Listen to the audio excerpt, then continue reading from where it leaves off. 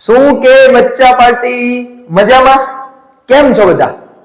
એજ્યુકી ની અંદર હું પ્રિન્સ કાચરિયા તમારું હાર્દિક સ્વાગત કરું છું બાળકો આજે આપણે મોસ્ટ આઈએમપી એવો પ્રશ્ન ધોરણ નંબર 10 માટે મનુષ્યનું પાચન તંત્ર, સંપૂર્ણ પાચન તંત્ર અભ્યાસ કરવાનો છે. આજે આપણે એનો બહુ અગત્યનો પ્રશ્ન છે, લેન્ધી છે, પણ હું તમને ગેરંટી આપું છું જો તમે એન્ડ સુધી જોશો તો તમને એકદમ સિમ્પલ લેંગ્વેજ ની અંદર બહુ સરળતાથી બહુ ઈઝીલી સમજ પડી જશે.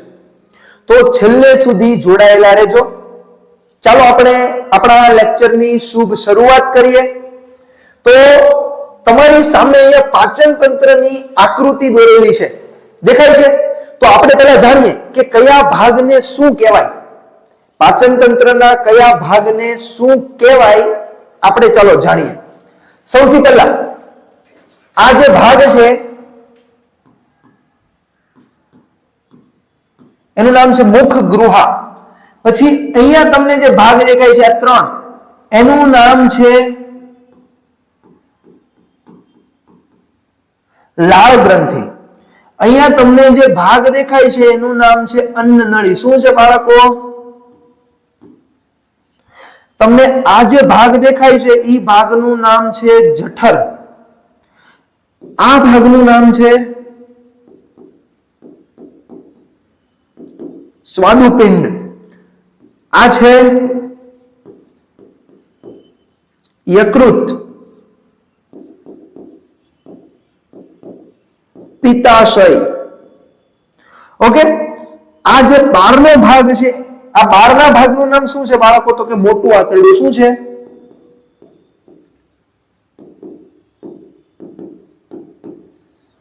પછી જે અંદરનો ભાગ છે આ ભાગનું નામ શું છે?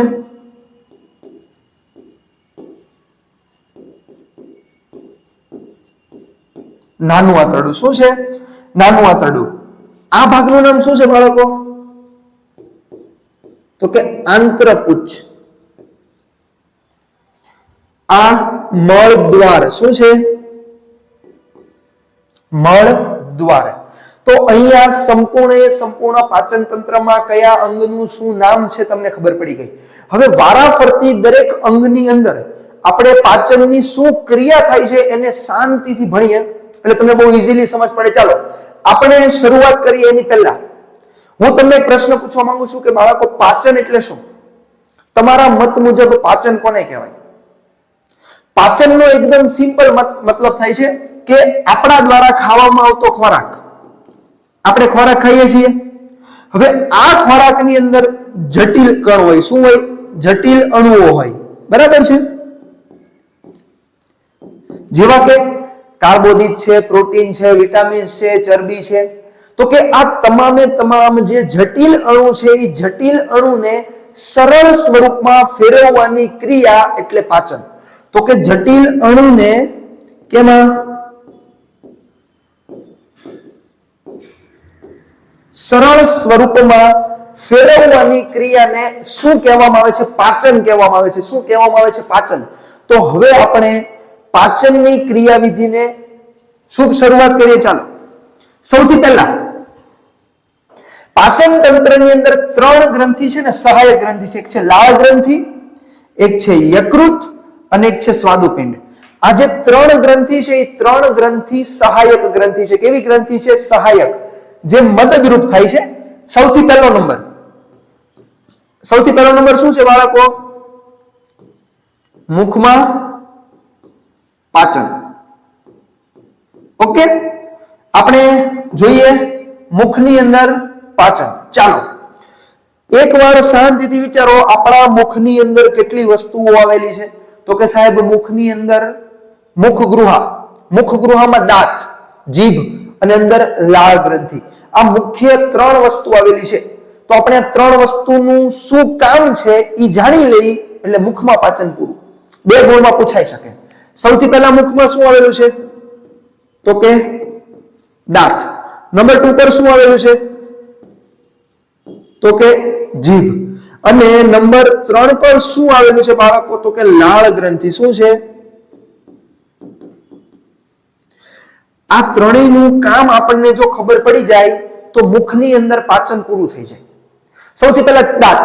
દાંતનું કામ શું છે? તો કે આપણે જે ખોરાકના કણને મોઢાની અંદર એટલે કે મુખ ગૃહની અંદર પ્રવેશ કરાવીએ છીએ એ ખોરાકનો કણ નાના નાના ટુકડાઓની અંદર વિભાજિત થાય છે. તો આ ખોરાકના કણને નાના નાના ટુકડાઓની અંદર વિભાજિત કરવાનું કામ કોણ કરે છે? તો સિમ્પલ છે, દાંત. તો દાંતનું કામ શું છે? ખોરાકના કણને કાપવાનું, પછી ચાવવાનું, પછી ભરડવાનું. તો તમારા ખોરાકના કણને કાપવાનું, ચાવવાનું, ભરડવાનું અને નાના નાના કણોની અંદર વિભાજિત કરવાનું કામ કોણ કરે છે? દાંત કરે છે. કોણ કરે છે? દાંત. હવે વારી એવી જીભની. તો કે જીભનું કામ શું છે? તો કે યાદ રાખજો, જીભનું કામ છે ખોરાકને પોચો બનાવે અને લાળ રસની સાથે ખોરાકને મિશ્ર કરે. કોની સાથે? લાળ રસની સાથે. કોની?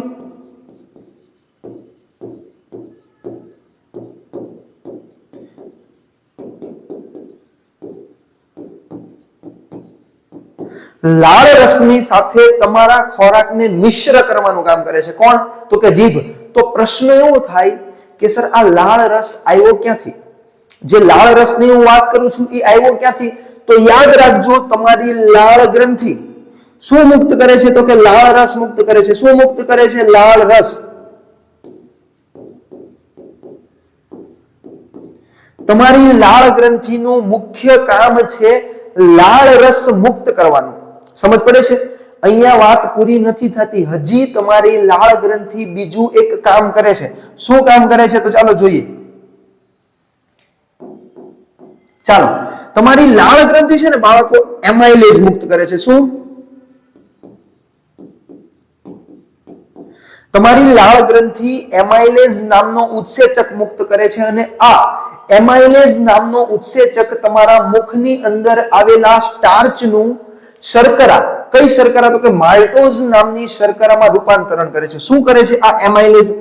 આ જે એમાઇલેજ છે એ તમારા મુખમાં એટલે કે તમે જે ખોરાક ખાધો એની અંદર આવેલા સ્ટાર્ચને કેમાં ફેરવે છે? માલ્ટોઝ નામની શર્કરામાં. કેમાં? માલ્ટોઝ શું છે? તો કે શર્કરા છે. શું છે? શર્કરા. કોણ? તો કે એમાઇલેજ. સમજ પડે છે? તમારા એમાઇલેજનું મુખ્ય કામ શું છે? સ્ટાર્ચનું માલ્ટોઝમાં રૂપાંતરણ કરવાનું. કેનું? સ્ટાર્ચનું માલ્ટોઝમાં રૂપાંતરણ કરે છે. તો અહીંયા તમારા મુખની અંદર પાચન થઈ ગયું પૂરું. સમજ પડે છે? તમારા મુખમાં થતું પાચન અહીંયા થાય છે પૂરું. હવે સ્ટેપ નંબર 2. નંબર 2 શું છે? તો કે તરંગવત સંકોચન. શું છે? તરંગવત સંકોચન. સર તરંગવત સંકોચન કોને કહેવાય? તો સિમ્પલી વિચારો, અહીંયા ધ્યાન.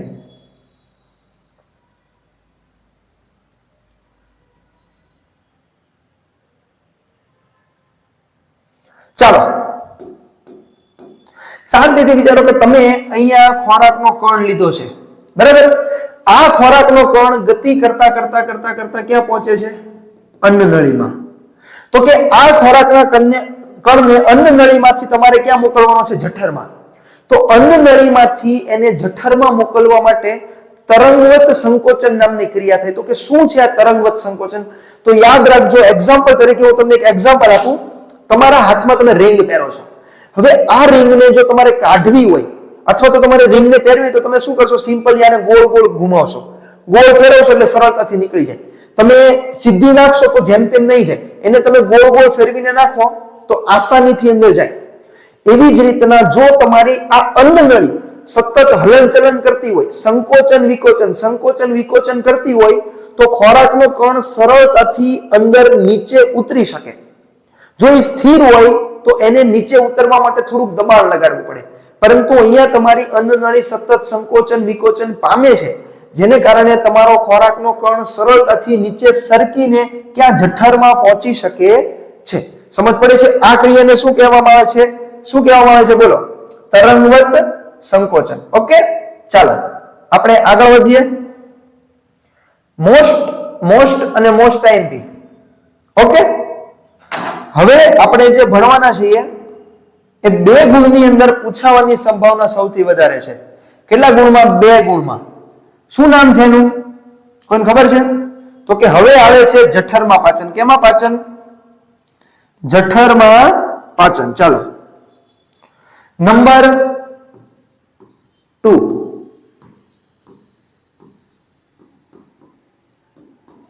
જઠરમાં પાચન.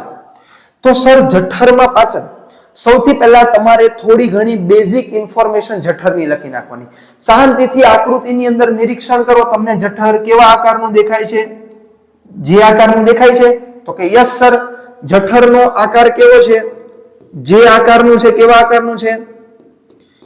જે આકારનું છે. 3 કલાક. કેટલા કલાક? 3 કલાક તમારો ખોરાક જઠરની અંદર વલોવાય છે. કેટલા કલાક? 3 કલાક વલોવાય છે. જઠર કઈ બાજુ આવેલું છે? તો કે જઠર ડાબી બાજુ આવેલું છે. કઈ બાજુ આવેલું છે? ડાબી બાજુ આવેલું હોય છે. જઠર આપણા ડાબા વિસ્તારની અંદર, એટલે કે અહીંયા આ વિસ્તારની અંદર જઠર આવેલું હોય છે. સમજ પડે છે બધાને? ઓકે, આગળ વધીએ. જઠરની અંદર જઠર ગ્રંથિ આવેલી છે. જે જઠરની દિવાલ છે, એ જઠરની દિવાલમાં કોણ આવેલું છે? તો કે જઠર ગ્રંથિ. આ જે જઠર ગ્રંથિ છે, એ જઠર ગ્રંથિ શું મુક્ત કરે છે ખબર? જઠર રસ. આ જઠર રસ 3 પદાર્થોનું મિશ્રણ છે. કેટલા પદાર્થોનું? 3 પદાર્થોનું. લાઈનમાં આપણે 3 પદાર્થોને જાણવાના છે. ચાલો, જે જઠર રસ છે એ 3 પદાર્થોનું મિશ્રણ છે. કેટલા પદાર્થોનું મિશ્રણ છે? 3. નંબર 1 શું છે? નંબર 1 મંદ HCl. નંબર 2 શું છે? પેપ્સિન. અને નંબર 3 શું છે? શ્લેષ્મ. ઓકે, તમારા જઠર રસની અંદર કુલ ગુણ 3 પદાર્થોનું મિશ્રણ આવેલું છે. કેટલા? 3 પદાર્થ. સૌથી પહેલો પદાર્થ કોણ છે? મંદ HCl. બીજો પદાર્થ કોણ છે? પેપ્સિન. અને ત્રીજો પદાર્થ છે શ્લેષ્મ.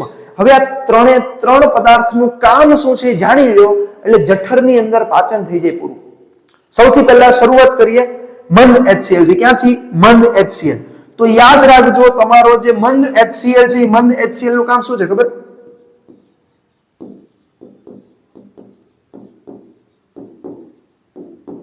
બેક્ટેરિયાનો શું કરે છે? નાશ કરે છે. કેવી રીતના સમજો બેટા? તમે લોકો જે ખોરાક ખાવ છો, એમાં શું ગેરંટી છે કે તમારા દ્વારા ખાવામાં આવેલો ખોરાક સંપૂર્ણપણે શુદ્ધ છે? તો કે સર કોઈ ગેરંટી નથી, કારણ કે હવાની અંદર સતત સૂક્ષ્મજીવો છે જ. આ ઉપરાંત ઘરમાંથી સૂક્ષ્મજીવોનું વહન કરે છે. તો કેટલાય બધા પ્રકારના સૂક્ષ્મજીવો આપણા ખોરાકની ઉપર બેસેલા હોય છે. હવે આ સૂક્ષ્મજીવો વાળો ખોરાક જ્યારે આપણે ખાઈએ છીએ, તો એ સૂક્ષ્મજીવો આપણા શરીરમાં પ્રવેશે છે. અને આપણા શરીરમાં સૂક્ષ્મજીવો પ્રવેશે તો આપણને જ રોગ લગાડે. બરાબર? તો શું આ સૂક્ષ્મજીવોનો નાશ કરવો પડે? તો કે યસ, આ સૂક્ષ્મજીવોનો આપણે નાશ કરવો પડે. અને એ સૂક્ષ્મજીવોનો નાશ કરવાનું કામ કોણ કરે છે? મંદ HCl. મંદ HCl એટલે શું ખબર છે ને? તો કે હાઇડ્રોક્લોરિક એસિડ. શું છે? Hydrochloric acid. આ હાઇડ્રોક્લોરિક એસિડ બેક્ટેરિયાનો નાશ કરે છે. બીજું, તમારા જઠરની અંદર, જઠરમાં એસિડિક માધ્યમ બનાવે. શું બનાવે? જઠરમાં એસિડિક માધ્યમ બનાવે. કેવું માધ્યમ બનાવે? જઠરની અંદર એસિડિક માધ્યમ. હવે આપણે આગળ વધીએ. ચાલો,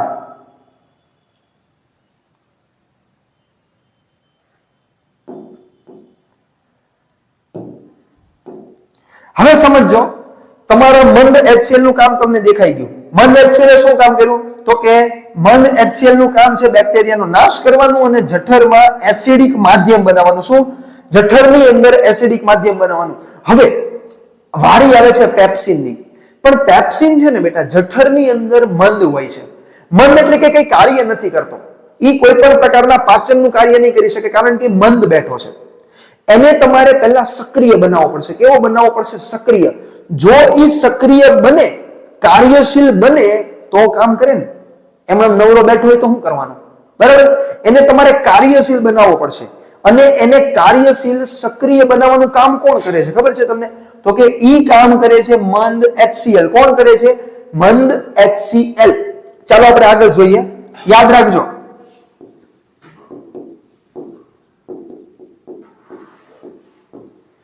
તમારા જઠરની અંદર મંદ પેપ્સિન બેઠો છે. આ મંદ પેપ્સિનને તમારે શું કરવાનું છે?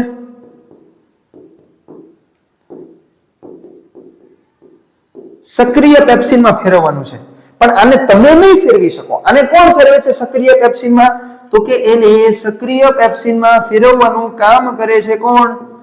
તો કે યાદ રાખજો, મંદ HCl. કોણ કરે છે? મંદ HCl. હવે એને મંદ HCl કામ કરે છે.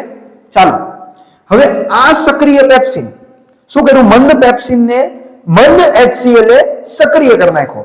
હવે પેપ્સિન જેવો સક્રિય થયો એટલે તરત જ આ પેપ્સિનનું કામ શું છે ખબર છે? જઠરમાં પ્રોટીનનું અપૂર્ણ પાચન કરે. શું કરે? તમારા જઠરની અંદર પ્રોટીનનું અપૂર્ણ પાચન કરે. કેવું પાચન કરે? અપૂર્ણ, સંપૂર્ણ નહીં. આ સવાલ તમારા બુકની અંદર નોંધી લેજો. હું તમને 1 માર્કનો મોસ્ટ ટાઈમ MCQ કાં તો ખાલી જગ્યા કાં તો ખરા ખોટામાં કહું છું, પૂછાશે. સૌથી પહેલા પ્રોટીનનું અપૂર્ણ પાચન કયા અંગમાં થાય છે? તો યાદ રાખજો, જઠરમાં થાય છે. 1 ગુણની અંદર પૂછાય એવો પ્રશ્ન છે, નોંધી લેજો. સમજ પડે છે? શોર્ટની અંદર જો તમારે લખવું હોય તો આ સંપૂર્ણ અહીંયા તમને લખવામાં આવેલું છે. આને શોર્ટની અંદર એક વખત તમારા બુકમાં નોંધી લેજો તો એક્ઝામ સમયે વાંચવામાં સરળતા પડશે. ઓકે, આગળ વધીએ. સાહેબ હવે વારી આવી આ શ્લેષ્મની. કોની? આ શ્લેષ્મની. આ શ્લેષ્મનું કામ શું છે? તો કે યાદ રાખજો, તમારું આ જઠર છે.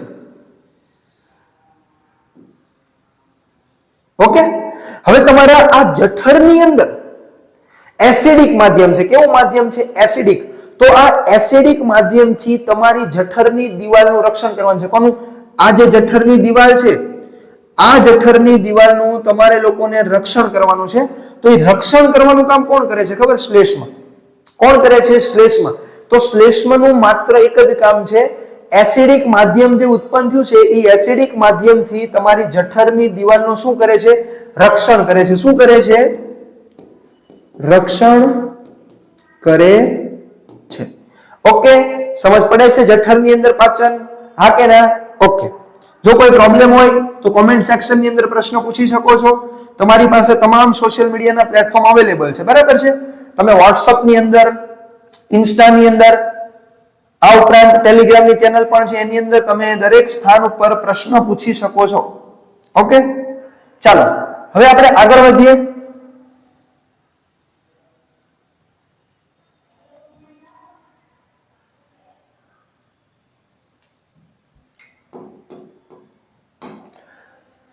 નંબર 3. સાહેબ નંબર 3 કોનું પાચન આવે છે? બોલો, નંબર 3 પણ કોનું પાચન આવે છે? તો કે નંબર 3 પર પાચન આવે છે કોની અંદર? તો કે નાના આંતરડાની અંદર. પણ એને જોતા પહેલા સૌથી પહેલા ફોકસ અહીંયા જો. નાના આંતરડામાં જઠરમાંથી ખોરાક છે, આ જઠર છે. જઠરમાંથી ખોરાક ક્યાં આવે છે? નાના આંતરડાની અંદર, આ વિસ્તારની અંદર. તો જઠરમાંથી ખોરાકને નાના આંતરડામાં આવવા માટે રસ્તામાં એને ની જઠર વાલ્વ મળશે. કોણ મળશે? ની જઠર વાલ્વ. અહીંયા જે દોરવામાં આવેલું છે એ શું છે? ની જઠર વાલ્વ. આ ની જઠર વાલ્વની મદદથી જ ખોરાક તમારા જઠરમાંથી ક્યાં આવી શકે છે? નાના આંતરડાની અંદર આવી શકે છે. ઓકે, તો હવે આપણે નાના આંતરડાની અંદર પાચનની શુભ શરૂઆત કરીએ. ચાલો.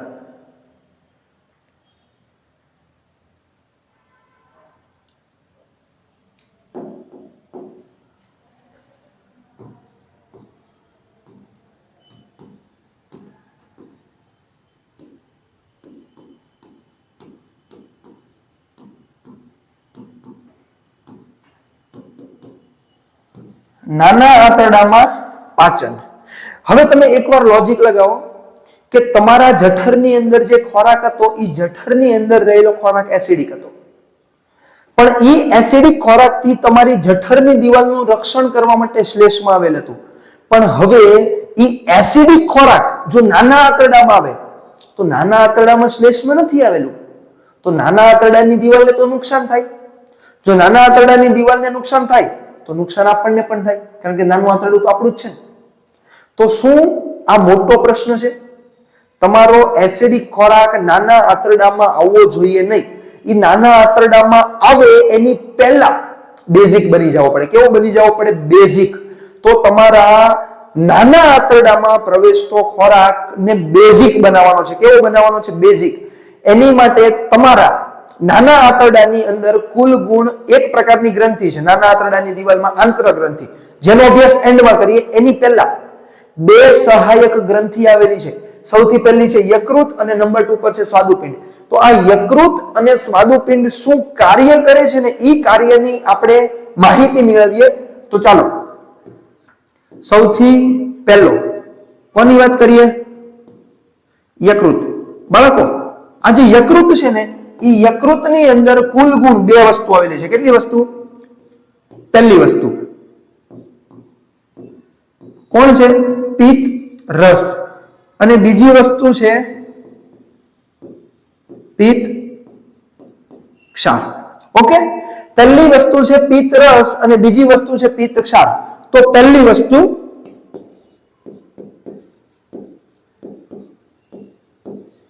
પિત્ત રસનું શું કામ છે? આ જે પિત્ત રસ છે એ પિત્ત રસ શું કાર્ય કરે છે? તો યાદ રાખજો, પિત્ત રસનું કામ છે ખોરાકને બેઝિક બનાવવાનો. તો સાંભળજો, જ્યારે ખોરાક અહીંયાથી ને અહીંયા પ્રવેશે છે તો અહીંયાથી ને પિત્ત રસ અંદર આવે છે અને એ પિત્ત રસ તમારા ખોરાકની સાથે મિશ્ર થાય છે, જેને કારણે તમારો ખોરાક જે એસિડિક હોય તે એસિડિકની જગ્યા પર કેવો બની જાય છે? બેઝિક બની જાય છે. કેવો બની જાય છે? એસિડિકની જગ્યા પર બેઝિક બની જાય છે. ખબર પડે છે? આગળ વધીએ. ખોરાકને શું કામ કરે છે? બેઝિક બનાવવાનું. હવે નંબર 2. નંબર 2 પર કોણ છે? પિત્ત ક્ષાર. આ પિત્ત ક્ષારનું કામ શું છે સર? તો યાદ રાખજો, પિત્ત ક્ષારનું કામ છે ચરબીના મોટા ગોળકો. કોના? ચરબીના મોટા ગોળકોને તે ચરબીના નાના ગોળકોમાં ફેરવે છે. કેમાં ફેરવે છે? ચરબીના નાના ગોળકોમાં ફેરવે છે. ચરબીના જે મોટા ગોળકો હોય એ ચરબીના મોટા ગોળકોને તે ચરબીના નાના ગોળકોની અંદર ફેરવે છે અને આ ક્રિયાને તૈલોદીકરણની ક્રિયા કહેવાય. કેવી? તૈલોદીકરણની ક્રિયા કહેવામાં આવે છે. તો પિત્ત રસનું કામ છે ખોરાકને બેઝિક બનાવવાનું અને પિત્ત ક્ષારનું કામ છે ચરબીના મોટા ગોળકોને ચરબીના નાના ગોળકોની અંદર ફેરવવાનું. કેમાં ફેરવવાનું? ચરબીના મોટા ગોળકોને ચરબીના નાના ગોળકોમાં ફેરવવાનું. સમજ પડે છે બાળકો? તો બાળકો ચાલો તમને લોકોને એક વસ્તુ સમજાઈ ગઈ કે પિત્ત રસનું કામ શું છે. તો કે પિત્ત રસનું કામ હતું ખોરાકને બેઝિક બનાવવાનું, પિત્ત ક્ષારનું કામ હતું મોટા ગોળકોને નાના ગોળકોમાં ફેરવવાનું. તો તમારો ખોરાક બેઝિક બની ગયો? તો કે યસ સાહેબ, આપણો ખોરાક બેઝિક બની ગયો છે. તો નેક્સ્ટ વસ્તુ આગળ વધીએ. શું આગળ વધશું? તો હવે વારી આવી રહી છે. કોની વારી આવી રહી છે? તો કે સ્વાદુપિંડની. કારણ કે એની સાથે અન્યાય થાય એવું ન કરાય ને. આપણે બધાને લેવા પડે બેટા.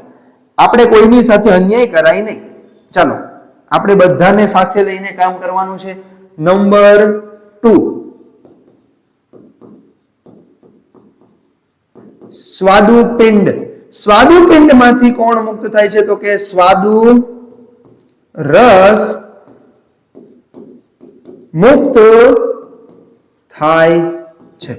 ઓકે, હવે સમજવામાં ધ્યાન આપજો. સ્વાદુ રસની અંદર 3 પ્રકારના ઉત્સેચકો હોય છે. સૌથી પહેલું તમને દેખાય એટલે થોડુંક સુવિધા વાળું કામ કરી દઈ. ચાલો નંબર 1 ટ્રિપ્સિન. કોણ છે?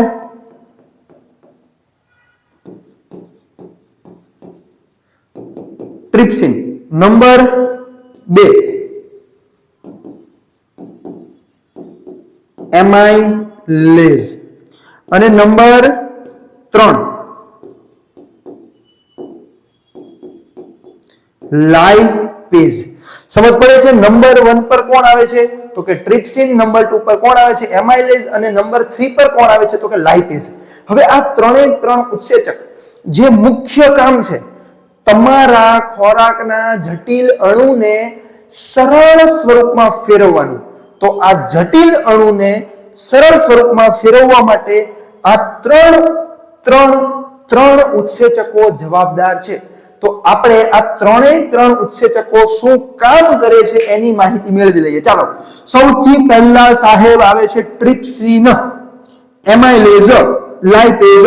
તો કે ટ્રિપ્સિન નું કામ શું છે? બોલો, કોઈને આવડે છે? તો કે યાદ રાખજો, ટ્રિપ્સિન છે ને બાળકો પ્રોટીનનું પાચન કરે છે. કોનું? પ્રોટીનનું પાચન કરે. એમાઇલેઝ કોનું પાચન કરે? તો કે કાર્બોદિતનું. કોનું?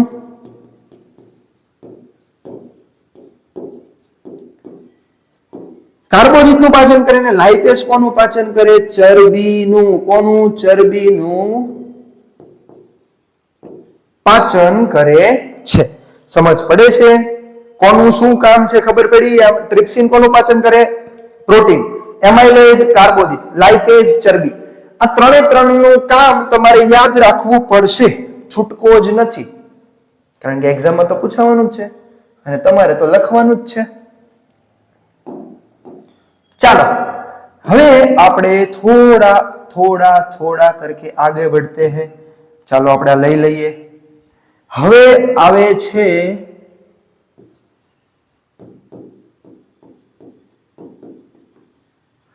આંતરગ્રંથિ. સાહેબ, આંતરગ્રંથિ ક્યાં આવેલી છે? તો કે યાદ રાખજો, માફ કરજો, નાના આંતરડાની દિવાલની અંદર આંતરગ્રંથિઓ આવેલી છે. આ આંતરગ્રંથિ આંતરરસ મુક્ત કરે છે. શું મુક્ત કરે છે? જેવું નામ એવું કામ. આંતરરસ મુક્ત કરે છે. ઓકે, હવે આગળ વધીએ. ચાલો, આંતરરસની અંદર પણ છે ને બેટા સૌથી પહેલું અગત્યનું કામ થાય છે. જો આંતરરસમાં નંબર 1 કાર્બોદિત.